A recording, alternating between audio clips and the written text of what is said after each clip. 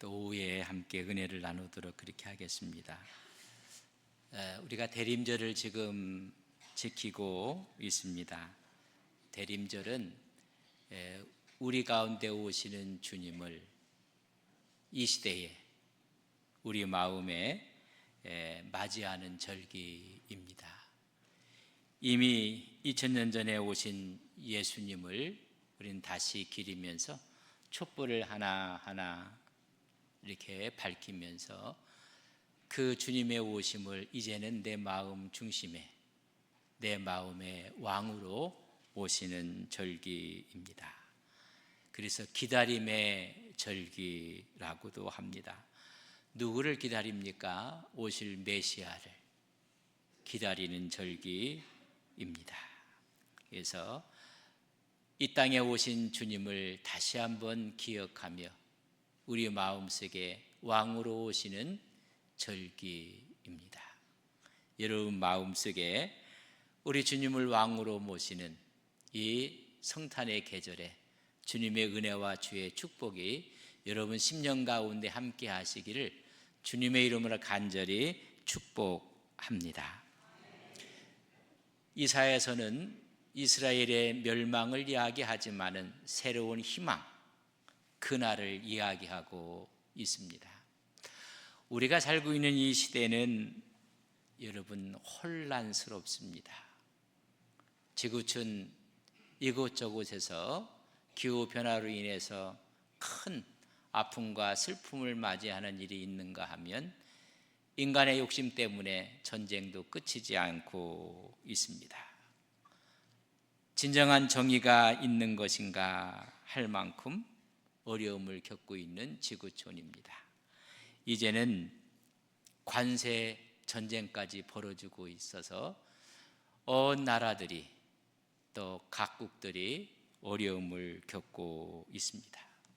경제는 무한 경쟁 시대에 우리가 살고 있습니다. 앞이 잘 보이지 않는다고 합니다. 함께 이 시대를 살아가는 우리 온 성도님들도 미래가 어떻게 될지 또 어렵고 힘든 가운데 있습니다.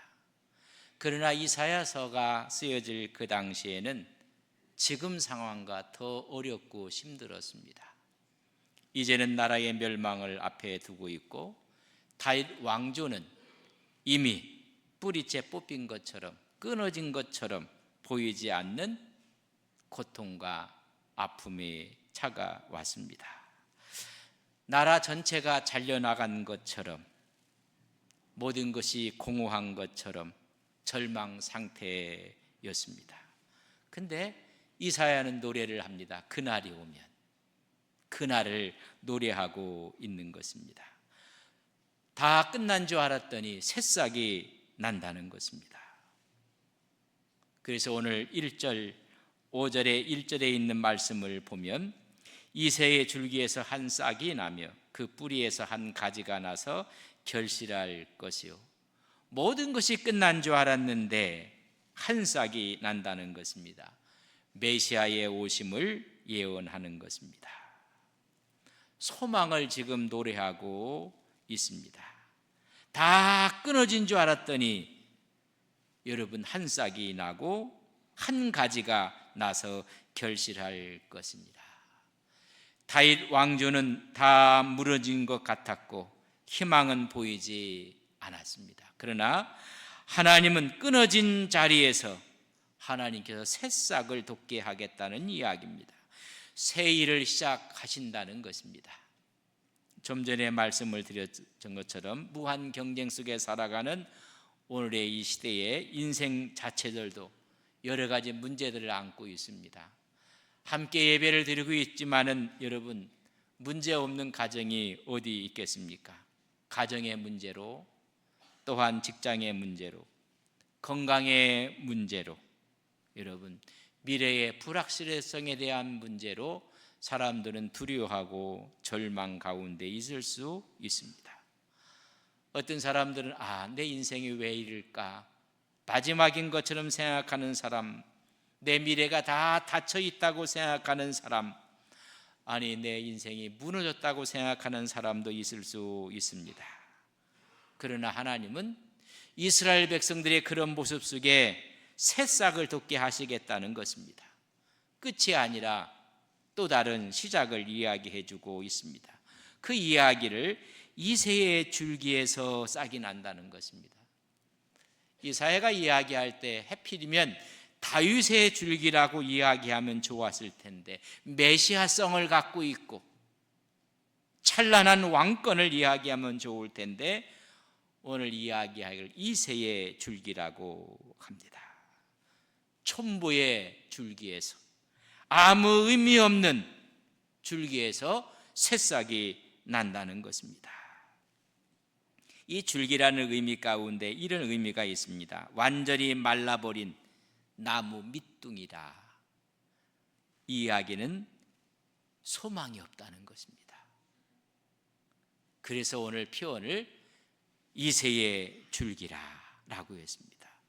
생명의 기운이라고는 도무지 없는 나무 밑둥에서 푸른 생명의 싹이 돋아난다는 것입니다. 기대하지 않았습니다. 절망이었습니다. 그러나 메시아의 출현을 지금 예고하고 있습니다. 희망이 사라진 것 같은 절망적인 상태 가운데에서도 하나님께서 새싹을 돋게 하신다는 것입니다. 여러분, 이새의 줄기, 우리 주님께서 이 땅에 오셨을 때도 초라한 모습으로 오셨던 것을 우리는 기억합니다. 누가복음 2장 7절에 보면 첫 아들을 낳아 강보에 싸서 구유에 누웠으니 이는 여관에 있을 곳이 없음이러라. 여러분, 이 땅에 주님이 오실 때도 말 구유에서 나셨습니다. 가장 천한 자리, 가장 낮은 자리, 상상도 못할 그런 낮은 자리에 오셨음을 오늘 이새의 줄기에서라고 이야기를 하고 있습니다. 또한 그날이 오면 하나님께서 함께 하심을 2절에 이렇게 표현합니다. 오늘 11장 2절 이사야 보면 그의 위에 여호와의 영 곧 지혜와 총명의 영이요 모략과 재능의 영이요 지식과 여호와를 경외하는 영이 강림하시리니. 그날이 오면 하나님의 영을 부어 준다는 것입니다. 우리를 새롭게 하시기 위해서 하나님의 영을 충만하게 하여 주신다. 다 끝난 줄 알았더니 하나님께서 새로운 영을 부어 주신다는 것입니다. 메시아의 영, 성령을 부어 주시는 것입니다. 오늘도 아무런 희망이 없는 것 같지만은 하나님께서 성령을 부어 주셔서 새 마음을 갖게 하시는 하나님의 말씀으로 우리는 받습니다. 하나님의 신 성령입니다. 지혜와 총명을 주신다는 것입니다. 사물을 식별할 수 있는 능력을 주시는 겁니다. 모략과 재능의 영을 주신다고 했습니다. 모든 것을 올바르게 판단하며 통치할 능력을 주시는 것입니다. 또한 지식과 하나님을 경외하는 영을 부어 주신다는 것입니다. 하나님의 뜻을 분별하게 되는 것입니다. 성탄의 계절에 우리는 이 말씀이 우리의 신앙으로, 우리의 삶 속에 들어온 하나님의 또 다른 은혜의 영으로 함께 하실 것을 믿습니다. 그렇기 때문에 모든 것을 식별하고 모든 것을 통치하며 모든 것을 분별할 수 있는 하나님의 은혜가 성탄의 계절에 성령으로 말미암아 여러분 심령 가운데 부어지기를 주님의 이름으로 간절히 축복합니다. 그뿐만이 아닙니다. 오늘 3절 보면 그의 눈에 보이는 대로 심판하지 아니하며 그의 귀에 들리는 대로 판단하지 아니할 것이니라. 이 말씀은 하나님의 공의와 정의로 하나님께서 심판한다는 것입니다. 그래서 3절에 보면 눈에 보이는 대로 심판하지 아니하고 귀에 들리는 대로 판단하지 아니한다는 것입니다. 우리는 내 눈에 보이는 대로 모든 것을 판단하고 싶어 합니다. 귀에 들리는 대로 모든 것들을 정죄하려고도 합니다. 여러분, 인간은 오류가 있습니다. 편견이 있습니다. 다시 이 말은 뭐냐면, 보는 대로 들리는 대로가 아니라 겉의 모습이 아니라 너의 속의 심령을 보신다는 것입니다. 하나님은 완전하신 분입니다. 외모로 보는 것이 아니라 공의롭게 판단하실 하나님인 것을 깨닫게 됩니다. 이 세상은 전부 다 눈에 보이는 대로, 귀에 들리는 대로 쉽게 판단을 합니다. 그러나 우리 하나님은 마음 중심을 보십니다. 그뿐만이 아닙니다. 4절에 보면 공의로 가난한 자를 심판하며 정직으로 세상에 겸손한 자를 판단할 것이라. 그날이 오면 공의로 가난한 자를 심판한다는 것입니다. 가난한 자를 없인 여기지 아니하고 홀대하지 아니하고, 여기서 말하는 가난한 자에 심판한다는 얘기는 가난한 자를 변호하신다는 것입니다. 이 세상에 가난하고 힘없는 사람을 변호할 사람이 없습니다. 그러나 그날이 오면, 메시아가 오는 그날에는 가난한 자를 변호하신다는 것입니다. 정직으로 세상을 겸손한 자들을 판단하시며 온유한 자들을 하나님께서 사실과 근거에서 판단하심을 이야기해 준 것을 바르게 하고 옳게 한다는 것입니다. 한 걸음 더 나가서 5절에는 이런 말씀으로 우리에게 주고 있습니다. 공의로 그의 허리띠를 삼으며 성실로 그의 몸에 띠를 삼으리로다 라고 이야기해 주고 있습니다. 우리의 힘은 하나님의 공의입니다. 하나님의 성실하심을 이야기해 주고 있습니다. 조금도 허술함이 없이 완벽하게 하나님 나라의 공의와 성실로 다스리게 될 것인 것을 말씀해 주고 있습니다. 오늘의 사회를 많은 사람들은 이렇게 이야기합니다. 너무 모순된 사회라고 보고 있습니다. 공의와 정의를 찾아볼 수가 없습니다. 많은 사람들이 오히려 세상에 보이는 권력과 세상의 힘에 의지해서 모든 것이 판단되어지고 있습니다.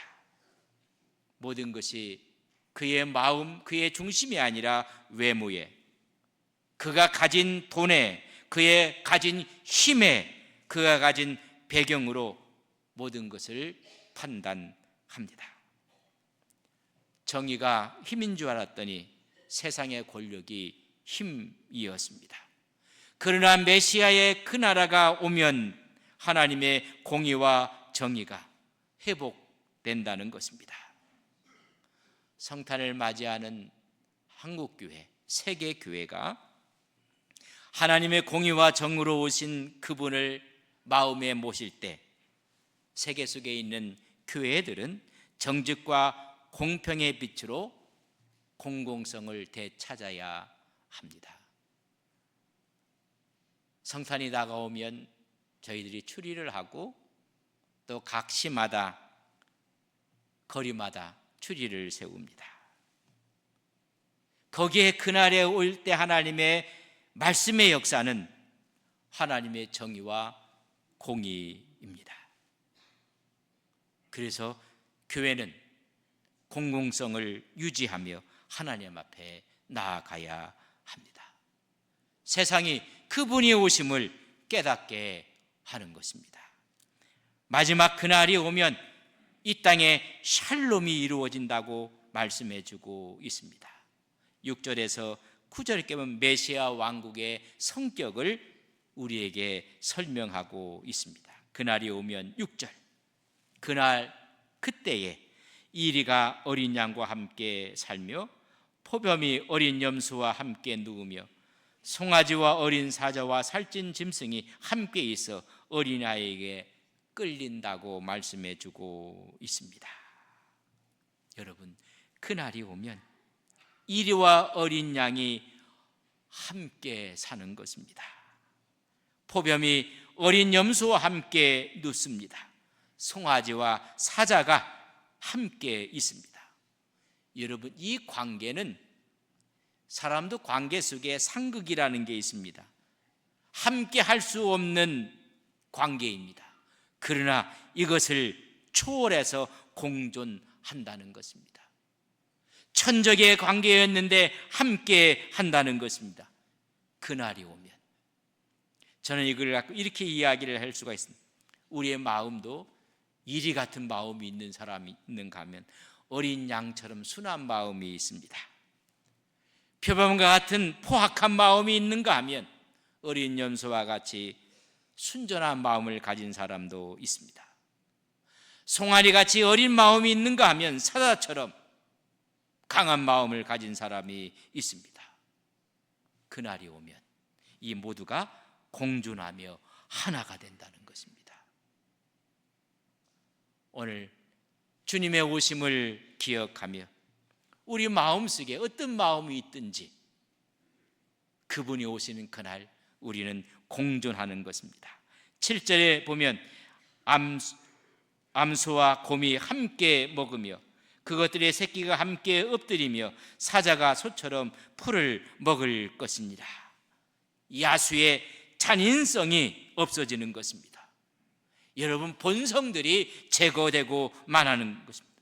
근원적 폭력성이 없어지는 것입니다. 여러분, 암소와 곰이 함께 뒹구는 것입니다. 사자가 소처럼 풀을 먹는다는 이야기는 모든 본성들이 다 변화되고 마는 것입니다. 성탄의 계절은 바로 이런 축복을 이야기해주고 있습니다. 8절에 보면 젖먹는 아이가 독사의 구멍에서 장난하며 젖된 어린아이가 독사의 굴에 손을 넣을 것이라.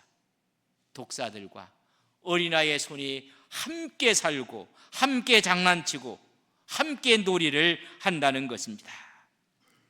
있을 수 없는 일들이 벌어지는 것입니다. 타락으로 인해 인간의 죄성으로 무너졌던 수많은 일들이 다시 회복되는 것입니다. 온갖 무질서가, 또한 양육 강식이 여러분 제거될 뿐만 아니라 온전한 평화를 누리게 되는 것입니다. 우리는 기뻐하고 성탄의 불을 밝히고 우리가 찬양하는데 우리의 속마음이 바로 그날 이 모습으로 거듭나지 아니한다면 성탄의 의미는 우리와 관계가 없습니다. 결론적으로 9절에 이렇게 말씀하고 있습니다.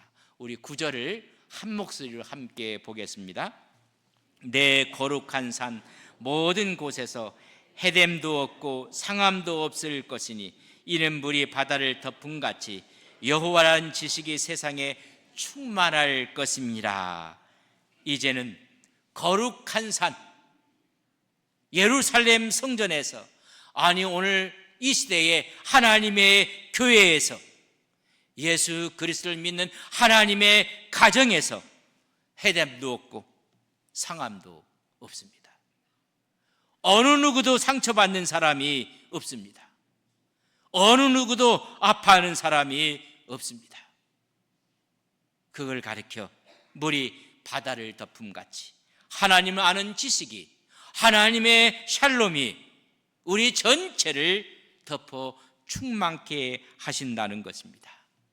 저는 2025년 성탄은 여러분 10년 가운데 이런 은혜가, 섬기는 교회에 이런 축복이, 우리가 살고 있는 이 지구촌이 하나님의 놀라운 역사하심이 함께할 것을 우리는 믿고 기도하시는 성탄절이 되시기를 주님의 이름으로 간절히 축복합니다. 이게 샬롬입니다. 이것이 그날에 예언했던 이사야의 환상입니다. 메시아가 통치하는 곳, 여러분 오늘 메시아가 통치하는 곳은 하나님께서 여러분 샘플로 주신 것이 여러분 교회입니다. 저는 그래서 늘 교회를 천국의 모델 하우스라고 합니다. 아직 not yet 지어지지 않았습니다. 그러나 already 이미 여러분 모델하우스가 지어졌습니다. 그 모델하우스를 보면 지어질 아파트의 모습을 여러분 볼 수가 있습니다. 하나님이 믿는 하나님의 사람들이 모여서 예배하는 이 교회의 모습을 보면 이 교회는 천국의 모델하우스입니다. 아직 천국은 이루어지지 않았습니다. 그러나 이미 모델하우스가 있듯이 교회가 있습니다. 하나님이 통치하는 공간, 하나님이 주가 되시는 그곳, 바로 그날이 오면 이런 역사가 일어난다고 말씀해 주고 있습니다. 하나님을 섬기는 성도들이 모여있는 하나님의 교회가 오늘 이사야가 예언했던 그 은혜의 상징들이 이곳에서 이루어지기를 주님의 이름으로 간절히 축복합니다. 그날이 오면 그 통치가 이루어지는 곳에는 두려움이 없습니다. 거기에는 아픔도 고통도 폭력도 없습니다. 하나님 아는 지식이 충만할 뿐입니다. 그날에는 잘린 그루터기에서 절망인 줄 알았더니 희망의 새싹이 돋아나는 것입니다. 다 끝난 줄 알았더니 성령의 부어주심으로 모든 것이 새롭게 됩니다. 진정한 거기에 하나님의 공의와 정의의 다스림과 함께 샬롬이 이루어집니다. 이 샬롬을 바라보고 우리는 이렇게 초를 밝히고 있습니다. 첫 번째 초의 빛은 우리에게 소망입니다. 오늘 두 번째 대림절을 맞이하며 우리는 평화의 촛불을 밝혔습니다. 이제 다음 주에는 세 번째 촛불, 기쁨의 촛불을 밝힐 것입니다. 하나님의 샬롬이 이루어질 때 우리는 기쁨이 충만할 수밖에 없습니다. 이제 대림절 네 번째 주에는 사랑의 촛불을 우리가 밝히게 될 것입니다. 마지막 주님이 오신 그날에는 우리는 흰 촛불을 밝히게 됩니다. 주님의 오심입니다. 하나하나 촛불을 밝히며 우리의 심령 가운데 소망과 평화와 기쁨과 사랑이 마지막 순결한 주님의 모습의 촛불을 여러분 심령 가운데 밝히시기를 주님의 이름으로 간절히 축복합니다.